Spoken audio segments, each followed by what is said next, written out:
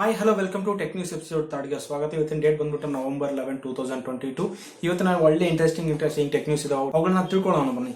ಇವತ್ತಿನ first tech news ಬಂದ್ಬಿಟ್ಟು Jio 5G ಕಡೆಯಿಂದ. ನಾವು ಜಿಯೋ 5G ಸರ್ವಿಸ್ ಇವಾಗ ಕೋಲ್ಕತ್ತಾದಲ್ಲಿ, ವಾರಣಾಸಿ, ನಾಗ್ಪುರದಲ್ಲಿ ನೋಡ್ತಿದ್ವಿ. ಸೊ ಇವತ್ತಿಂದ ನಾವು ನಮ್ಮ ಕರ್ನಾಟಕ ಸ್ಟೇಟ್ದಲ್ಲಿ ಬೆಂಗಳೂರು ಸಿಟಿಯಲ್ಲಿ ಮತ್ತು ತೆಲಂಗಾಣ ಸ್ಟೇಟ್ದಲ್ಲಿ ಹೈದರಾಬಾದ್ ಸಿಟಿಯಲ್ಲಿ ನಾವು ಏನು ನೋಡ್ತಿದ್ವಿ, ಜಿಯೋ 5G ಸರ್ವಿಸ್ ಇವತ್ತು ಲಾಂಚ್ ಆಗಿದೆ. ಸೊ ಯಾರ್ಯಾರು ಯೂಸರ್ಸ್ ಇದಾರೋ ಬೆಂಗಳೂರು ಅಥವಾ ಹೈದರಾಬಾದ್ ಅವರು ಈಸಿಯಾಗಿ ಇವಾಗಿಂದ 5G ಸರ್ವಿಸ್ನ ಯೂಸ್ ಮಾಡಬಹುದು ಬೆಂಗಳೂರು ಅಥವಾ ಹೈದರಾಬಾದ್ನಲ್ಲಿ. ಸೊ ಇವ್ರು ಹೇಳೋ ಪ್ರಕಾರ ನೆಟ್ವರ್ಕ್ ಸ್ಪೀಡ್ ಬಂದ್ಬಿಟ್ಟು ಹತ್ರ 600 Mbps ಇಂದ 1 Gbps ತನಕ ನೆಟ್ವರ್ಕ್ ಸ್ಪೀಡ್ ಬರ್ತಿದೆ ಅಂತ ಹೇಳ್ತಿದ್ದಾರೆ. ಇವರು ಪ್ರತಿಯೊಂದು ಸಿಟೀಸ್ ಅಲ್ಲಿ ಯಾವಾಗ 5G ಸರ್ವಿಸ್ ತಗೊಂಡ್ಬರ್ತಾರ ಅಂತ ಅವ್ರು ಹೇಳಿದ ಪ್ರಕಾರ ಡಿಸೆಂಬರ್ ಎಂಡಿಂಗ್ ವರೆಗೆಲ್ಲ, ಈ ಮಂತ್ ಅಂದ್ರೆ ಇಯರ್ ಎಂಡಿಂಗ್ ವರೆಗೆಲ್ಲ ಪ್ರತಿಯೊಂದು ಸಿಟೀಸ್ ಎಲ್ಲ ನಾವು ಏನು 5G ಸರ್ವಿಸ್ ನಾವು ಅಲ್ಲಿ ತಾಂಬರಕ್ಕೆ ಟ್ರೈ ಮಾಡ್ತೀವಿ ಅಂತ ಹೇಳಿದ್ದಾರೆ. ಸೊ ನೋಡೋಣ ಇನ್ನ ಯಾವಾಗ ಲಾಂಚ್ ಮಾಡ್ತಾರ ಏನಂತ ಕಾಯ್ಬೇಕಿದೆ. ನಮಗೆ ನೆಕ್ಸ್ಟ್ ನ್ಯೂಸ್ ಬಂದ್ಬಿಟ್ಟು ಮೆಟಾ ಕಡೆಯಿಂದ. ಮೆಟಾದವ್ರು ಏನಂತಂದ್ರೆ, ಮೆಟಾ ಕಂಪ್ನಿ ಬಹಳಷ್ಟು ದಿನ ಅಂದ್ರೆ ಮೆಟಾ ಕಂಪ್ನಿ ನಿಮ್ಗೆ ಗೊತ್ತಿದೆ ಯಾವ್ದಂತಂದ್ರೆ ಫೇಸ್ಬುಕ್, ಇನ್ಸ್ಟಾಗ್ರಾಮ್, ವಾಟ್ಸ್ಆಪ್ ಇದಿಷ್ಟು ಕೊಲಾಬ್ರೇಟ್ ಆಗಿದೆ ಏನಂತ ಕರೀತಾರೆ, ಮೆಟಾ ಕಂಪ್ನಿ ಅಂತ ಕರೀತಾರೆ. ಸೊ ಆ ಮೆಟಾ ಕಂಪ್ನಿ ಅಂದ್ರೆ ಫೇಸ್ಬುಕ್ ಅಂತ ತಿಳ್ಕೊಡಿ. ಫೇಸ್ಬುಕ್ ಕಂಪ್ನಿ ಬಹಳಷ್ಟು ದಿನದಿಂದ, ಸೊ ಓಕೆನಾ, ಬಹಳಷ್ಟು ದಿನ ಅಂದ್ರೆ ರೆವೆನ್ಯೂ ಬಹಳ ಲಾಸ್ ಬರ್ತಿದೆ. ಹತ್ರ ಒಂದು ಟೈಮ್ನಲ್ಲಿ ಇದೇನಪ್ಪ ಅಂತಂದ್ರೆ 1 ಟ್ರಿಲಿಯನ್ ಅಷ್ಟು ದುಡಿತಿದ್ದು. ಬಟ್ ಇವಾಗ ಇತ್ತೀಚಿನ ದಿನಗಳಲ್ಲಿ 236 ಬಿಲಿಯನ್ ಕಮ್ಮಿ ಆಗಿದೆ ರೆವೆನ್ಯೂ. ಸೊ ಅದಕ್ಕಾಗಿ ಇಷ್ಟು ಕಮ್ಮಿ ಆಗಿದೆ ಅಲ್ಲ, ರೆವೆನ್ಯೂ ಬಹಳ ಕಮ್ಮಿ ಬರ್ತಿದೆ. ಬಹಳಷ್ಟು ಜನ ಒಂದು ಎಷ್ಟು 30% ಎಂಪ್ಲಾಯ್ಸ್ನ ಏನ್ ಮಾಡ್ತಿದ್ದಾರೆ, ಇವ್ರು ಕೆಲಸದಿಂದ ತೆಗೆದಾಕ್ತಿದ್ದಾರೆ.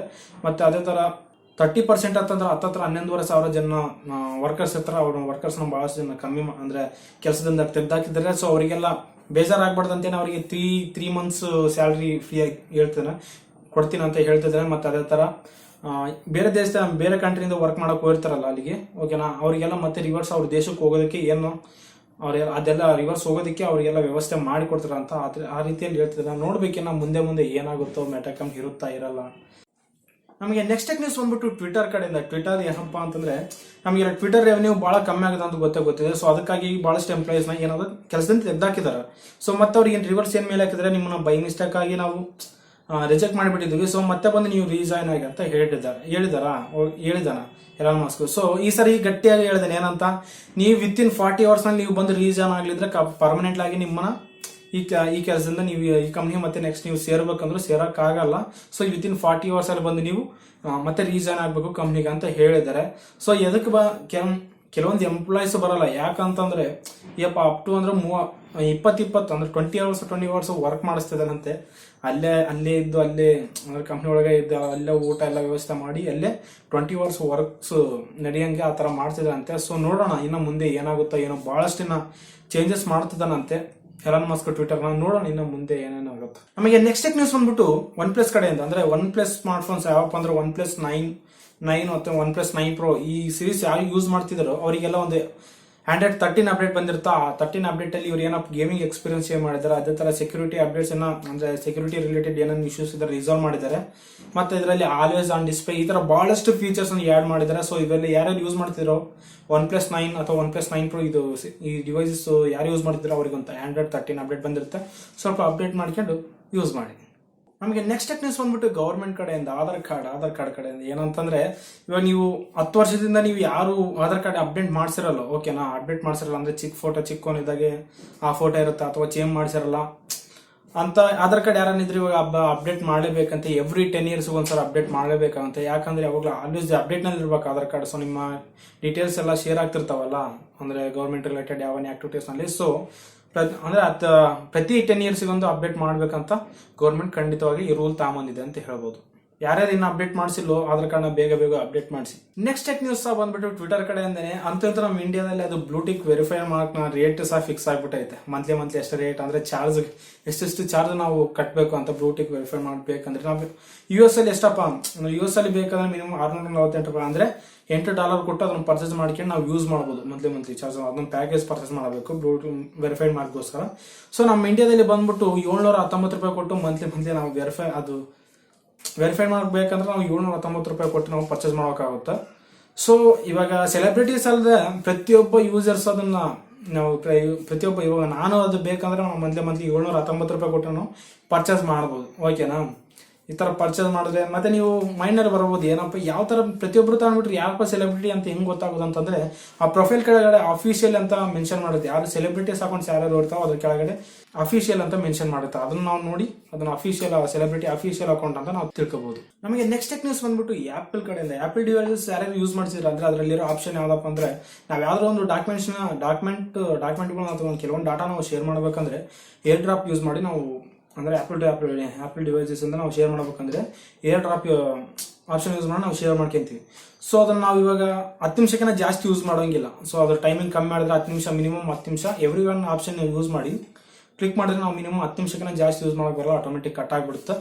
ಸೊ ಇದನ್ನ ಏನಪ್ಪಾ ಇದು ಯಾಕಪ್ಪ ಇದನ್ನ ತಾಮಂದ್ರು ಅಂತಂದ್ರೆ ಅಂದ್ರೆ ಪ್ರತಿಯೊಬ್ರು ಆನ್ ಮಾಡಿ ಅದನ್ನ ಆಫ್ ಮಾಡೋದು ಮರ್ತು ಬಿಡ್ತಾರೆ ಏರ್ ಡ್ರಾಪ್ನ. ಸೊ ಅದು ಆ ರೀಸನ್ ಇಂದಾನೆ ಇದನ್ನ ತಾಮಂದಿದ್ದಾರೆ ಅಂತ ಹೇಳ್ಬೋದು.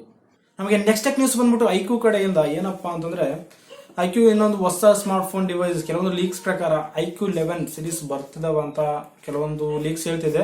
ಸೊ ಐಕ್ಯೂ 11 ಮೊಬೈಲ್ ಯಾವ್ಯಾವ್ದು ಸ್ಪೆಸಿಫಿಕೇಶನ್ಸ್ ಬರ್ತಿದಾವ ಅಂತ ಕೆಲವೊಂದು ಲೀಕ್ಸ್ ಆಗಿದಾವ. ಯಾವಪ್ಪ ಸ್ಪೆಸಿಫಿಕೇಶನ್ಸ್ ಅಂದ್ರೆ ಇದು out of the box Android 13 ಇಂದ ಬರುತ್ತೆ. ಇದರಲ್ಲಿ ಯೂಸ್ ಮಾಡೋ ಪ್ರೊಸೆಸರ್ ಸ್ನಾಪ್ಡ್ರಾಗನ್ 8 Gen 2 ಪ್ರೊಸೆಸರ್ ಯೂಸ್ ಮಾಡ್ತಿದ್ದಾರೆ. ಇದರಲ್ಲಿ ಯೂಸ್ ಮಾಡೋ ರ್ಯಾಮ್ ಬಂದ್ಬಿಟ್ಟು 12 GB ರ್ಯಾಮ್ ಯೂಸ್ ಮಾಡ್ತಿದ್ದಾರೆ. ಈ ರೀತಿಯಲ್ಲಿ ಇದು ಸ್ಪೆಸಿಫಿಕೇಶನ್ಸ್ ಇಂದ ಬರ್ತಿದೆ ಅಂತ ಕೆಲವೊಂದು ಲೀಕ್ಸ್ ಪ್ರಕಾರ ಗೊತ್ತಾಗಿದೆ. ಇನ್ನು ಅಫಿಷಿಯಲ್ ಆಗಿ ಕನ್ಫರ್ಮ್ ಆಗಿರೋ ಕೆಲವೊಂದು ಲೀಕ್ಸ್ ಪ್ರಕಾರ ಗೊತ್ತಾಗಿದೆ ಅಂತ ಹೇಳ್ಬೋದು.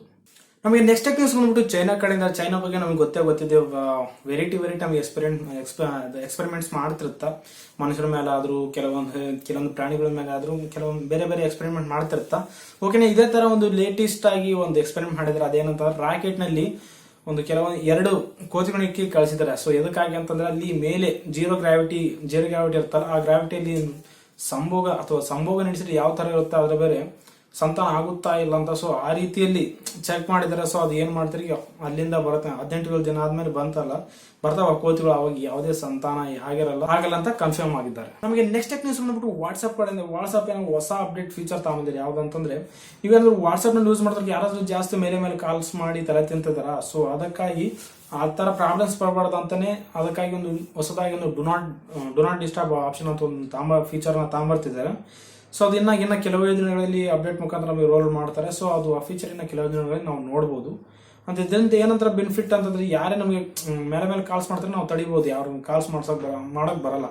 ಸೊ ಆ ತರ ನಾವು ತಿಳ್ಕೋಬಹುದು. ಇನ್ನ ಎಷ್ಟು ದಿವಸ ಆಗುತ್ತೋ ಏನೋ ನಾವು ನೋಡ್ಬೇಕಿದೆ. ಈಗ ನೆಕ್ಸ್ಟ್ ನ್ಯೂಸ್ ಬಂದ್ಬಿಟ್ಟು ರಿಯಲ್ಮಿ ಕಡೆಯಿಂದ. ಮೊನ್ನೆ ರಿಯಲ್ಮಿ 10 ಅಲ್ಲಿ ಇಂಡೋನೇಷ್ಯಾದಲ್ಲಿ ಲಾಂಚ್ ಮಾಡೋದು ಗೊತ್ತಿದೆ. ಅದ್ರ ಕೆಲವೊಂದು ಸ್ಪೆಸಿಫಿಕೇಶನ್ಸ್ ನೋಡಿಬಿಟ್ಟಿದ್ವಿ ಆಲ್ರೆಡಿ. ಸೊ ಈಗ ಅದು 4G ವೇರಿಯಂಟ್ ಮಾತ್ರ ಏನ್ ಲಾಂಚ್ ಆಗಿತ್ತು. 5G ವೇರಿಯಂಟ್ ಇವತ್ತು ಚೈನಾದಲ್ಲಿ ಲಾಂಚ್ ಆಗಿದೆ. ಅವು ಸ್ಪೆಸಿಫಿಕೇಶನ್ಸ್ ಯಾವ ತರ ಇದಾವೆ ಅಂದ್ರೆ ಇದರಲ್ಲಿ ಯೂಸ್ ಮಾಡಿರೋದು 6.6 inches HD+ 90 Hz LCD display use ಮಾಡಿದ್ದಾರೆ. ಇದರಲ್ಲಿ ಕ್ಯಾಮ್ರಾ ರಿಲೇಟೆಡ್ ಬಂದ್ಬಿಟ್ರೆ ಇದರಲ್ಲಿ 50 mega pixel rare camera, 2 mega pixel micro camera ಮತ್ತೆ 8 mega pixel front selfie shoot use ಮಾಡಿದ್ದಾರೆ. ಇದರಲ್ಲಿ ಬ್ಯಾಟರಿ ಡಿಪಾರ್ಟ್ಮೆಂಟ್ ಬಂದ್ರೆ 5000 mAh ಬ್ಯಾಟರಿ ಮತ್ತೆ 33 ವ್ಯಾಟ್ ಚಾರ್ಜ್ ಸಪೋರ್ಟ್ ಮಾಡುತ್ತೆ. ಇದರಲ್ಲಿ ಯೂಸ್ ಮಾಡೋ ಪ್ರೊಸೆಸರ್ ಬಂದ್ಬಿಟ್ಟು MediaTek 700 ಪ್ರೊಸೆಸರ್ ಯೂಸ್ ಮಾಡಿದ್ದಾರೆ. ಮತ್ತೆ ಈ ಮೊಬೈಲ್ ಅಲ್ಲಿ ಯೂಸ್ ಮಾಡೋ ರ್ಯಾಮ್ ಬಂದ್ಬಿಟ್ಟು LPDDR4X ರ್ಯಾಮ್ ಬಂದಿದ್ದು. ಸ್ಟೋರೇಜ್ ಟೈಪ್ ಬಂದು UFS 2.2 ಸ್ಟೋರೇಜ್ ಸಪೋರ್ಟ್ ಮಾಡುತ್ತೆ. ಇದರಲ್ಲಿ 6GB ಎಕ್ಸ್ಪೆಂಡಬಲ್ ಮೆಮೊರಿ ಯೂಸ್ ಮಾಡಬಹುದು. ಮತ್ತೆ ಇದ್ರ ಹತ್ತತ್ರ ಇದರಲ್ಲಿ ಇದು ಪ್ರೈಸ್ ವೇರಿಯಂಟ್ ಬಂದ್ರೆ ಇದು 8GB RAM ಮತ್ತು 128GB ಹತ್ತತ್ರ 14,500 ಹತ್ರ ಲಾಂಚ್ ಆಗಿದೆ. ಮತ್ತೆ ಇದ್ರ 8GB RAM 250GB ಬಂದು 18,000 ಹತ್ರ ಲಾಂಚ್ ಆಗಿದೆ. ಸೊ ಇನ್ನು ನಮ್ಮ ಇಂಡಿಯಾದಲ್ಲಿ ಲಾಂಚ್ ಆಗಿಲ್ಲ. ಸೊ ಯಾವ ರೇಟಿಗೆ ಲಾಂಚ್ ಆಗುತ್ತೆ ಅಂತ ಯಾವ ತರ ಪ್ರೈಸ್ ಇರ್ಬೋದು ಅಂತ ನಮ್ಗೆ ಗೊತ್ತಿಲ್ಲ. ಸೊ ನೋಡೋಣ ಇನ್ನು ಮುಂದಿನ ದಿನ ಹತ್ರ ಡಿಸೆಂಬರ್ ಎಂಡಿಂಗ್ ಅಲ್ಲಿ ಇದು ಏನೋ ರಿಯಲ್ಮಿ 10 ಸೀರೀಸ್ ಲಾಂಚ್ ಆಗೋ ಚಾನ್ಸ್ ಇದೆ ನಮ್ಮ ಇಂಡಿಯಾದಲ್ಲಿ. ನೋಡೋಣ ಅವಾಗ ಯಾವ ಪ್ರೈಸ್ಗೆ ಲಾಂಚ್ ಮಾಡ್ತಾರೆ. ಸೊ ನೋಡಿದ್ರಲ್ಲ ಇವತ್ತಿನ ಟೆಕ್ ನ್ಯೂಸ್ ಇವೆ, ಇಂಟ್ರೆಸ್ಟಿಂಗ್ ಟೆಕ್ ನ್ಯೂಸ್ ಅಂತ ನಿಮ್ಗೆ ಅನಿಸಿದ್ರೆ ಈ ವಿಡಿಯೋ ಸರ್ ಲೈಕ್ ಮಾಡಿ, ಶೇರ್ ಮಾಡಿ, ಕಾಮೆಂಟ್ ಮಾಡಿ. ಇದೇ ತರ ನಮ್ಮ ಟೆಕ್ ವಿಡಿಯೋಸ್ ನಮ್ಮ ಟೆಕ್ ಮೋರಿಂಗ್ ಕನ್ನಡ ಚಾನಲ್ನ ಸಬ್ಸ್ಕ್ರೈಬ್ ಮಾಡಿ. ಇದೇ ತರ ನಮ್ಮ ಟೆಕ್ ಅಪ್ಡೇಟ್ಸ್ ಡೈಲಿ ಕೊಡ್ತಾನೆ ಇರ್ತೀನಿ. ಸ್ವಲ್ಪ ಲೈಕ್ ಕೊಟ್ಟರೆ ಮೋಟಿವೇಶನ್ ತರ ಫೀಲ್ ಆಗಿ ಇದೇ ತರ ಟೆಕ್ ವಿಡಿಯೋಸ್ ತಾಮ್ರಕ್ಕೆ ಟ್ರೈ ಮಾಡ್ತಾನೆ ಇರ್ತೀನಿ. ಸಿಗೋಣ ಮುಂದೆ ವಿಡಿಯೋದಲ್ಲಿ.